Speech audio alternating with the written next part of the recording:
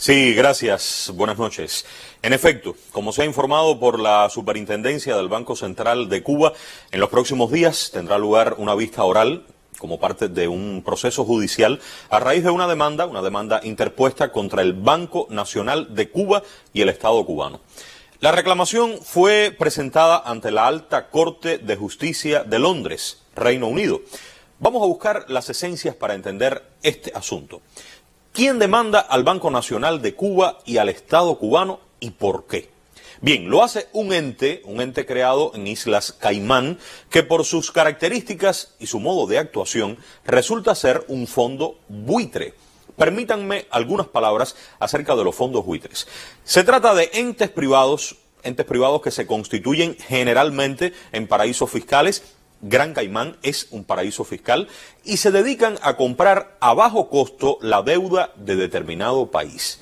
Utilizan para ello cualquier vía, incluso ilegal, violando las reglas y los mecanismos habituales de los mercados para exigir su pago inmediato bajo amenaza de demanda judicial y así obtener ganancias extraordinarias.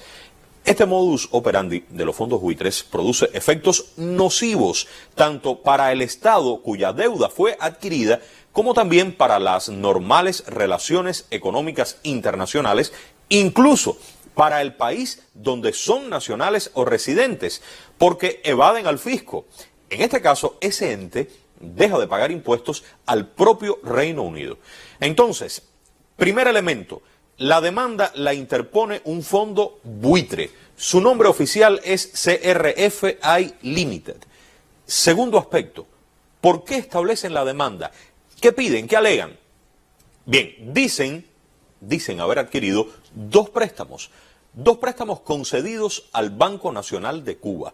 Eso significaría que son los acreedores y por tanto a ellos debería pagarse la deuda que se contrajo. ¿Cuál es el argumento que defiende Cuba en tanto?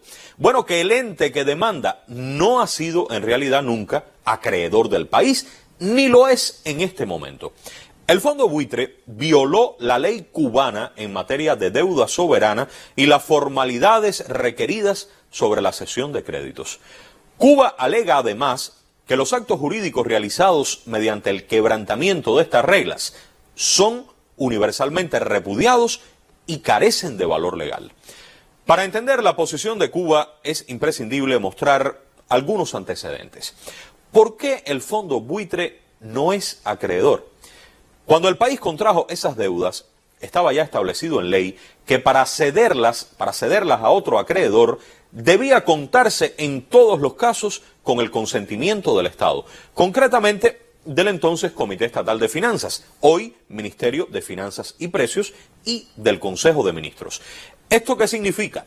Significa que las entidades que prestaron el dinero a Cuba podían vender su posición de acreedores y que entonces otra entidad se ubicaría en su lugar. Pero para que eso ocurriera, repito, Cuba debía mostrar su aprobación, manifestar que estaba de acuerdo con esta cesión. En las normas vigentes en nuestro país está regulado el procedimiento para evaluar esa solicitud. ¿A qué órganos corresponde decidir o no si se acepta ese cambio de acreedor?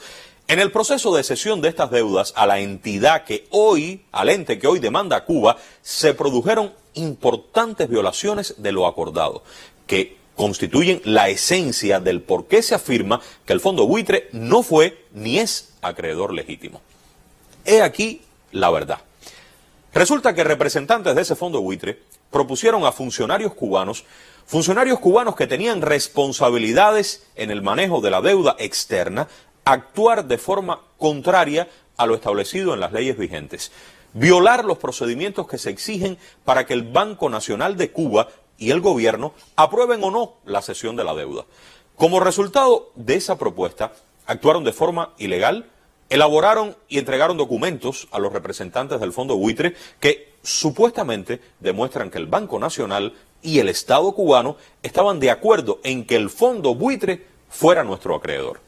La acción ilegal de estos funcionarios cubanos, uno de forma dolosa, otros por negligencia, falta de atención y control, invalida la cesión de la deuda Y esta posición se sostiene no solo debido a las violaciones de estas normas, de las normas cubanas, es que existen también convenios internacionales y disposiciones jurídicas en numerosos países que establecen un proceder similar. Los actos jurídicos realizados en virtud de una conducta corrupta carecen de validez jurídica, son nulos. El comportamiento de los referidos funcionarios concitó una profunda investigación. Los resultados fueron puestos a consideración de los tribunales cubanos. Los responsables fueron sancionados en el marco de las leyes vigentes, con apego al debido proceso y cumpliendo los derechos y las garantías que les concede la Constitución. El juicio de Londres tendrá como objetivo decidir si el Fondo Buitre es o no acreedor legítimo de Cuba. Es la Corte de Londres porque cuando se contrajo la deuda, se acordó entre el acreedor original y el Banco Nacional de Cuba que este sería el tribunal para dirimir los conflictos que se suscitasen, atendiendo al prestigio, atendiendo a la tradición internacional que en estas materias posee ese órgano. Una sentencia favorable para Cuba no reconocería al Fondo Buitre como acreedor legítimo. Una sentencia desfavorable implicaría continuar el juicio para debatir el fondo del asunto. Cuba estará representada en el proceso mediante una defensa sólida que incluye a prestigiosos abogados británicos asistidos por un reconocido bufete español junto a abogados cubanos y a representantes de los organismos involucrados. Seguiremos recabando información objetiva sobre este caso. Las autoridades han afirmado que se informará de manera transparente sobre el proceso judicial. Por nuestra parte, estaremos muy al tanto. Buenas noches.